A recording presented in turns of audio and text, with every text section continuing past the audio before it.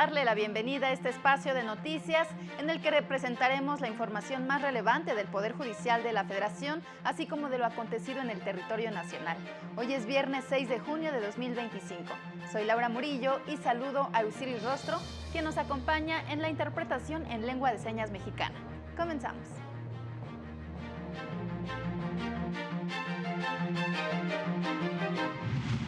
Juzgadores están obligados a verificar que el acusado cuenta con una defensa adecuada para no vulnerar sus derechos, determinó la primera sala. De 2023 a la fecha, la Defensoría Pública Federal ha promovido más de 4,000 recursos para solicitar el cambio de la prisión preventiva. Prejuicios y discriminación, principales causas que originan que migrantes sean rechazados en México, reconocen especialistas. Informe preliminar de la OEA no recomienda a naciones de la región adoptar el esquema utilizado por México para designar a personas juzgadoras.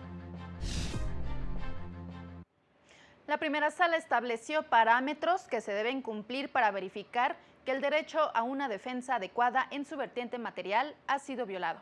Para ello, el juzgador debe revisar si las supuestas deficiencias responden a la incompetencia o negligencia de la defensa y no a la voluntad del acusado, que las fallas de la defensa no sean consecuencia de la estrategia defensiva del abogado y si la falta de defensa incidió en el sentido del fallo en detrimento del acusado, considerando el juicio en su conjunto y analizando las circunstancias caso por caso. En consecuencia, el órgano jurisdiccional debe verificar que el defensor cumpla con cierto estándar mínimo de diligencia en el cumplimiento de sus deberes. Por tanto, para determinar si se violó el derecho a una defensa adecuada, debe revisar si hubo ausencia sin justificación evidente de pruebas, silencio inexplicable de la defensa, ausencia de interposición de recursos, omisión de asesoría, desconocimiento o del procedimiento, abandono total de la defensa. En caso de presentarse este hecho, el juez deberá consultar al acusado si desea seguir con el mismo abogado, si desea que se le asigne un defensor público o nombrar uno particular con el fin de evitar que se vulneren sus derechos. En 2024, más de un tercio de las personas en cárceles del país no contaban con sentencia. Se trata de más de 87,000 personas en prisión preventiva. El recurso indiscriminado de la prisión preventiva oficiosa agudiza conflictos en los entornos sociales de las personas a quienes se viola la presunción de inocencia. Entre ellos están, explicó Verónica Jiménez Nájera, directora de Servicio de Defensa Penal del Instituto Federal de Defensoría Pública, la separación y abandono de las familias, la limitación en la asesoría jurídica y el aumento en gastos. Tuvimos el caso de una familia completa, una familia extendida, que se practicó un cateo de forma errónea en su casa y detuvieron a todos, al abuelito, a la abuelita, las hijas, los yernos, los hijos, las nueras, bueno, hasta los niños se llevaron. Los niños se fueron depositados en el DIF y todos los adultos en prisión preventiva. Se les acusó de delincuencia organizada, secuestro y operaciones con recursos de procedencia ilícita. Fueron obteniendo la libertad en diferentes momentos, algunos a los 3 años, algunos a los 4, y el que más tiempo duró fue 7 años en prisión. Fue a la persona que nosotros representamos en el Foro Federal. ¿Cuánto cambia la vida de una familia, hasta de unos niños, no? En conferencia para la Fundación Aguirre Azuela Chávez Jauregui, la defensora pública detalló que de enero de 2023 a abril de este año, defensoras y defensores públicos federales han promovido 4,302 acciones en casos de personas con prisión preventiva. La Defensoría Pública obtuvo por concepto de cambio de medida cautelar de prisión preventiva al menos 1,664 libertades. En 2024, el 37.3% de las personas en las cárceles del país no estaba sentenciada. Se trata de más de 87,000 personas en prisión preventiva, de ellas casi la mitad de manera oficiosa. Para el canal del Poder Judicial de la Federación, Mario López Peña. Las disposiciones de la Ley Federal de los Trabajadores al Servicio del Estado, que establecen los requisitos que se deben cumplir para que se declare válido el emplazamiento a huelga, no violan los derechos de sindicación, huelga y representación. El anterior criterio lo estableció la segunda sala al resolver un amparo promovido por el Sindicato Nacional de Contralores Aéreos, que reclamó la constitucionalidad de diversos artículos de la mencionada ley que establecen como requisito para declarar legal el emplazamiento a huelga, que sea respaldado por las 2/3 partes de los trabajadores. La sala concluyó que las mencionadas disposiciones no vulneran los derechos protegidos por la Constitución y tratados internacionales. En la sociedad mexicana persisten las muestras de discriminación hacia personas migrantes y en condición de movilidad. En la sociedad mexicana existe una percepción dividida respecto a las personas migrantes y aquellas que se encuentran en situación de movilidad. De acuerdo con una encuesta, el 45% de los mexicanos consultados considera que solo se les debe permitir el tránsito por el país, lo que se entiende como una muestra de rechazo. Hay un sector que sí considera que debe de darse una respuesta humanitaria, pero hay otro sector que menciona no, abiertamente. Y es en ese sector en donde hay xenofobia, en donde hay racismo y en donde hay discriminación. En una mesa de debate sobre la integración de las personas en movilidad, especialistas coincidieron en que los prejuicios y la discriminación son obstáculos que limitan la convivencia plural. Las autoridades locales, el compromiso que tienen que hacer es combatir los prejuicios y la discriminación para asegurar la igualdad de oportunidades para todos mediante la adaptación de políticas, de sus instrumentos, programas y servicios a las necesidades de la sociedad, reconociendo que esta es diversa. Sí creemos que el racismo, la discriminación y la xenofobia son lastres que laceran el orden social, que laceran la convivencia, que laceran la generación de una sociedad fraterna, pacífica, benevolente, amorosa, humanitaria. Recalcaron que mientras persistan discursos de odio en contra de migrantes y personas en condiciones de vulnerabilidad, las normas y leyes más avanzadas no serán suficientes. Señalaron que adoptar un enfoque inclusivo permite generar políticas públicas para que las personas puedan participar de manera plena en la sociedad, independientemente de sus características o diferencias individuales. Las personas indígenas enfrentan dificultades de acceso a la justicia por la prevalencia de actos de discriminación. La falta de empatía en fiscalías y tribunales sobre las circunstancias adversas en el día a día de las personas indígenas ha resultado en que persista un sistema de justicia racista en México. Esto lo aseguró Mariela Vázquez Tobón, representante de la Red Nacional de Abogadas Indígenas en Chihuahua. Es, por ejemplo, las personas que vienen llegando y que tienen hijos pequeños y que los llevan precisamente a su lugar de trabajo porque no tienen con quién dejarlas.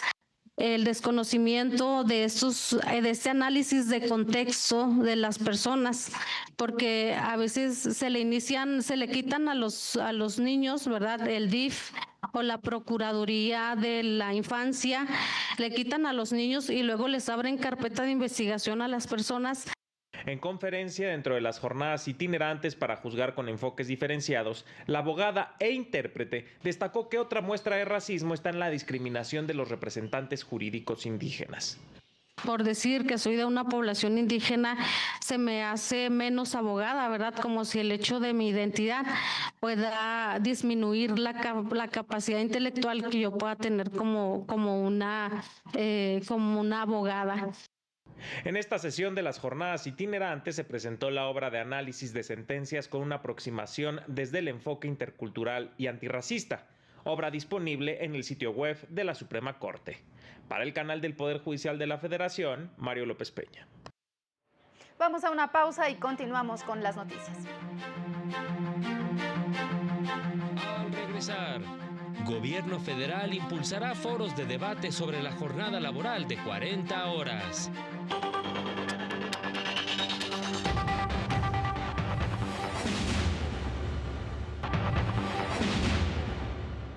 La madrugada de este viernes concluyeron los cómputos de la elección para integrar el Tribunal de Disciplina Judicial, que iniciará funciones a partir del próximo 1 de septiembre y que tendrá a su cargo la supervisión, vigilancia y disciplina de magistrados de circuito y jueces de distrito, así como del personal administrativo del Poder Judicial Federal.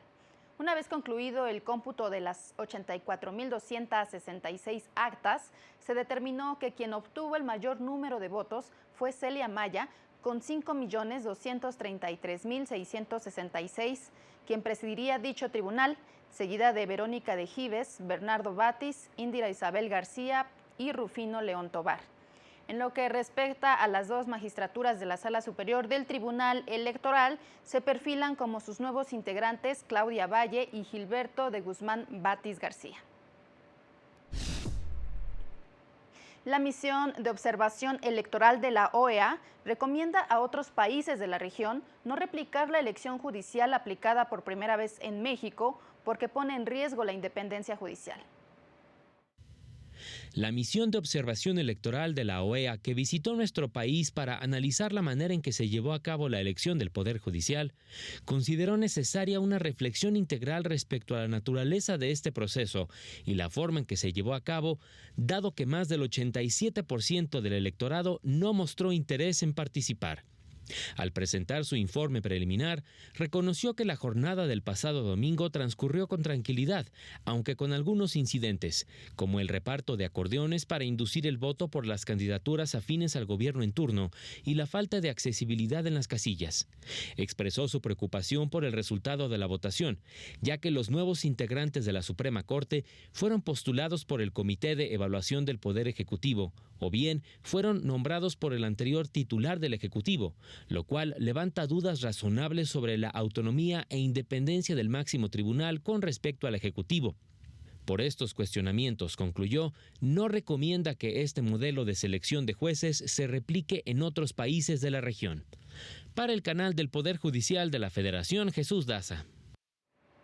Y justamente en este tema, la Asociación Nacional de Magistrados de Circuito y Jueces de Distrito del Poder Judicial reconoció el valor del informe preliminar presentado por la OEA sobre su observación de la elección judicial, en el que destaca que no recomienda que este modelo de selección de jueces se replique en otros países de la región debido a su falta de garantías técnicas y legales.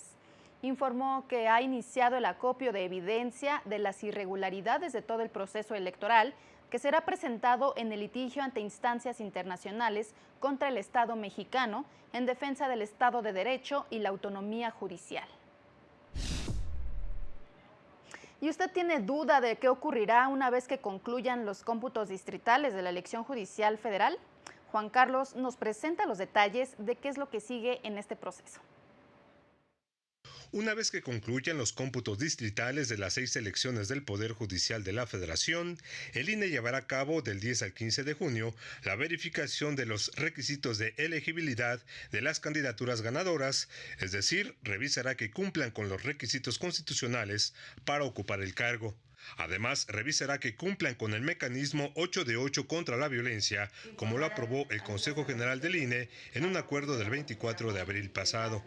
¿Qué vamos a revisar en materia de elegibilidad de candidaturas?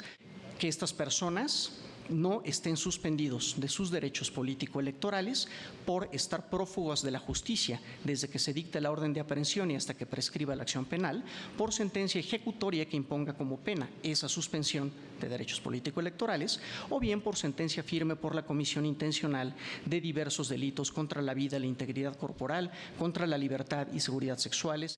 De forma paralela, el 12 de junio se realizarán los cómputos por entidad federativa, así como los cómputos por circunscripción plurinominal para validar los cómputos distritales de la elección de magistraturas de las 5 salas regionales del Tribunal Electoral del Poder Judicial de la Federación. El 15 de junio, el Consejo General del INE realizará los cómputos nacionales de las 6 elecciones y declarará los resultados finales. Tras la validación de los resultados, se entregarán las constancias de mayoría a las candidaturas ganadoras que hayan cumplido los requisitos de elegibilidad. Con la publicación de los resultados, iniciará la etapa de impugnaciones que la Suprema Corte y el Tribunal Electoral deberán resolver a más tardar el próximo 28 de agosto. Finalmente, las y los ganadores de la primera elección judicial tomarán protesta en el cargo el 1 de septiembre de este año. Para el canal del Poder Judicial de la Federación, Juan Carlos González. Le informamos que continuará la discusión en torno a la reducción de la jornada laboral a 40 horas semanales, como lo propone la iniciativa del Gobierno federal. El Gobierno federal insistirá en su propuesta de reducción de la jornada laboral a 40 horas semanales en México. En conferencia de prensa, el secretario del Trabajo, Marat Bolaños López, dijo que se busca garantizar el cumplimiento efectivo de los derechos de las personas trabajadoras y de impulsar su bienestar. Reconoció que la modificación de la jornada atiende deudas históricas en materia laboral y alinea a México con las mejores prácticas internacionales.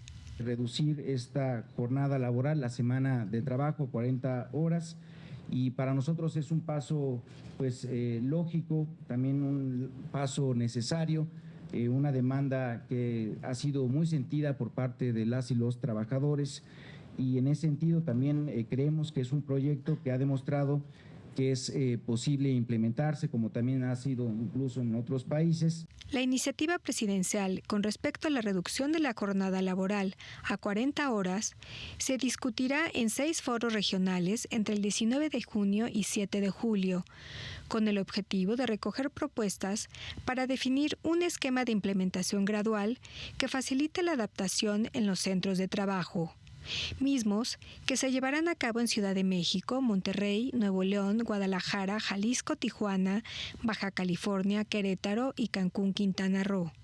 Para el canal del Poder Judicial de la Federación, Rosy García.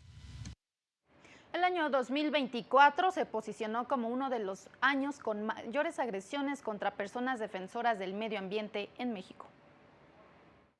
2024 fue el segundo año con más agresiones letales contra personas defensoras del medio ambiente en México en la última década. Se registraron 236 agresiones y en total 189 asesinatos en los últimos 10 años. Destacó un informe elaborado por la organización SEMDA que fue presentado en el marco del Día Mundial del Medio Ambiente con el fin de visibilizar la resistencia de este sector. Quienes cometen estas agresiones en contra de personas defensoras son principalmente 3. En primer lugar, lamentablemente, el Estado, es decir, autoridades de diferentes niveles, ya sean federales, estatales, municipales, con su participación en 65.9% de los eventos de agresión registrados. Le siguen las empresas privadas con 26% y el crimen organizado con 18%, aunque destacaron muchas veces actúan en conjunto. 5 entidades, Oaxaca, Chiapas, Michoacán, Puebla y Veracruz, concentran el 53.1% de los ataques. Los que no son letales son a través del hostigamiento y la fabricación de delitos. Nosotros también somos parte del mecanismo de protección a defensores y periodistas y la verdad es que nos ha resultado absolutamente inútil, ya que muchas veces los evaluadores de riesgo vienen a evaluar según su percepción y no las necesidades que estamos planteando. Me califican como un delito de despojo por cuidar los humedales.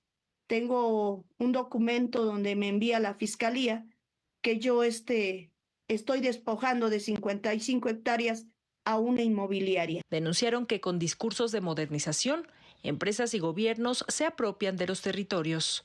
Para el canal del Poder Judicial de la Federación, Lorena Sánchez Cabrera.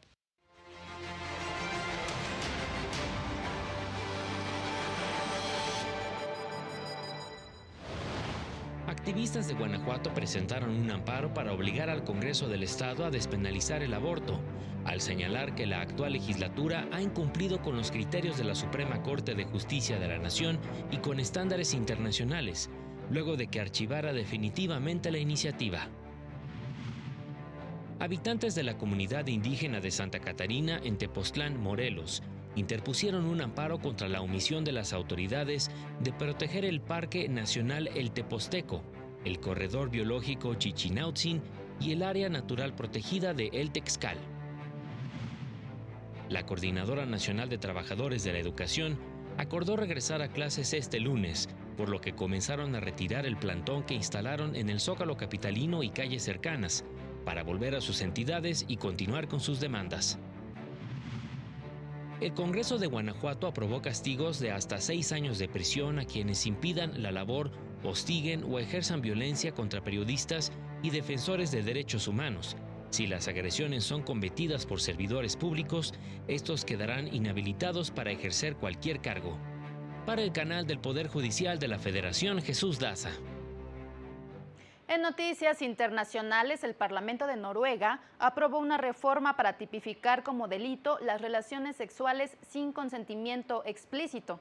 Así, cualquier persona que mantenga relaciones sexuales con alguien que no haya dado su consentimiento de palabra o de obra podría ser condenado por violación, incluso sin haber ejercido violencia, requisito que anteriormente era indispensable para que la Fiscalía consiguiera una condena por violación. Esta modificación va en sintonía con diversos países de la región como Suecia, Dinamarca, Finlandia e Islandia, que han ampliado la definición de agresión sexual.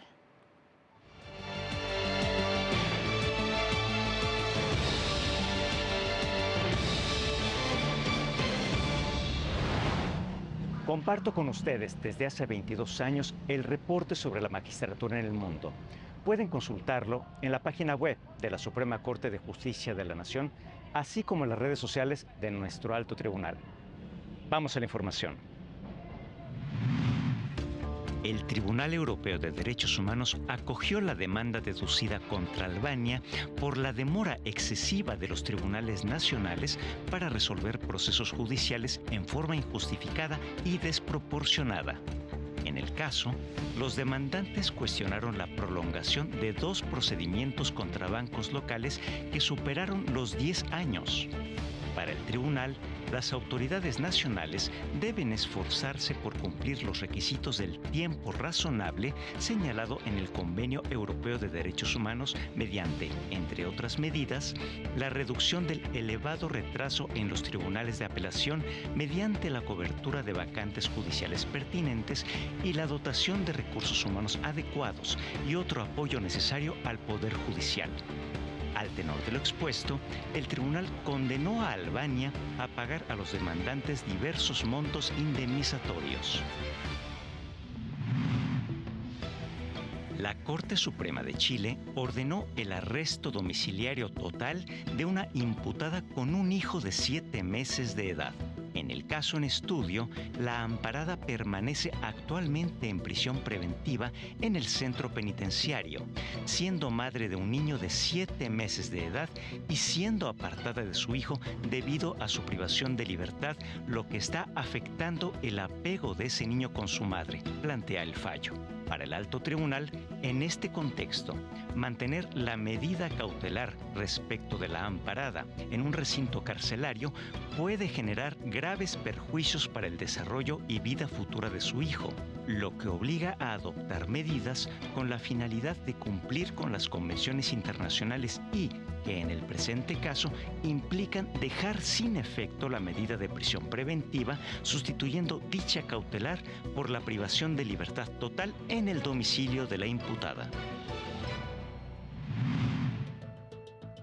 Finalmente, en Colombia, la Corte Constitucional resolvió que los discursos en redes sociales que constituyen violencia de género en contra de las mujeres que participan en política no están protegidos por la libertad de expresión. Sostiene el alto tribunal que, en la actualidad, las plataformas digitales facilitan los procesos democráticos, el acceso a la información y el control político. Asimismo, la Corte hizo un llamado a que se avance en la protección de la libertad de expresión y el control político en la democracia digital, en la garantía de los derechos de la mujer y en que los contextos de debate público, tanto digitales como físicos, sean seguros para las mujeres que acceden a cargos públicos y actúan en el ámbito político. Para el canal del Poder Judicial de la Federación, Alejandro Naya Huertas.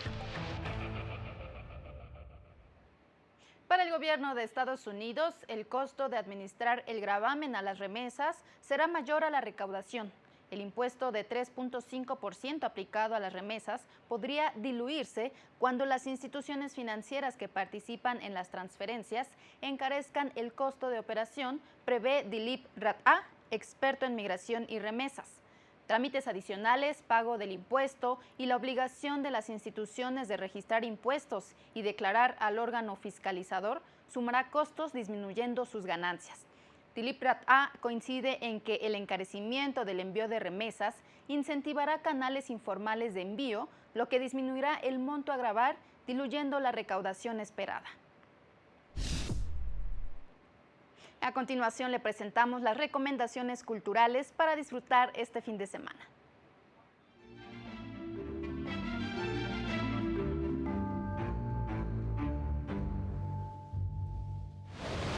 Conozca el mundo interior de la emperatriz Carlota en distintas etapas de su vida, desde su adolescencia, su matrimonio con Maximiliano, su amor por México y su descenso a la desesperanza con la caída del Imperio Mexicano, en un espectáculo de música y danza en el lugar donde vivió, el Castillo de Chapultepec. Funciones todos los sábados a las 20 horas. Boletos en taquilla. Disfrute de la música clásica como nunca antes en una auténtica capilla gótica, con la interpretación de las 4 estaciones de Vivaldi, a cargo del Consorcio Barroco de Camerata Opus 11, quienes utilizan instrumentos de la época, en un verdadero viaje en el tiempo a través de la música. Este fin de semana en el Centro Cultural Helénico. Boletos en taquilla. Las dos Casandras es una puesta en escena en la que una escritora se enfrenta a su propio reflejo tras la muerte de su madre.